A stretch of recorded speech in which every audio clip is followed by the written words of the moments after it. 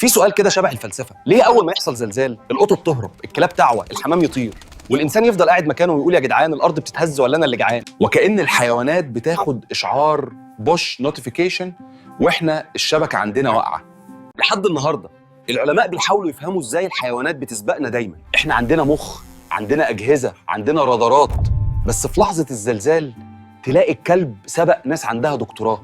اول لما الارض تفكر تعمل زلزال بتطلع موجات خفيفه جدا اسمها بي ويفز. الموجات دي احنا ودنا مش بتسمعها، لكن الحيوانات ودنها الترا اتش دي. تخيل دبانه بتطير جنب قطه، القطه تسمع جناحها، هتقدر مش تسمع موجه جايه من تحت الارض. مش بس صوت، لا، الارض قبل الزلزال بيحصل فيها تغير بسيط جدا في المجال الكهرومغناطيسي. احنا اخر مره حسينا بحاجه كهربائيه كانت لما مشطنا شعرنا في الشتاء واتصدمنا، لكن الحيوانات خصوصا الابقار والخيول عندها خلايا حساسه جدا لاي تغير صغير.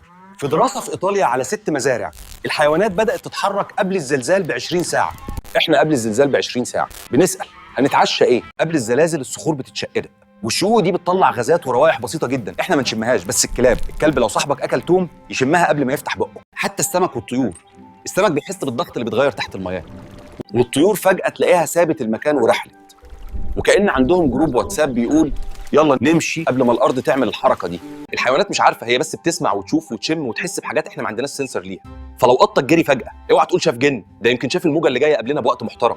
بس لو كنت بتجري اوعى تنسى تعملي لايك وشير علشان تعرف الاخبار الجديده، واشوفكم على خير.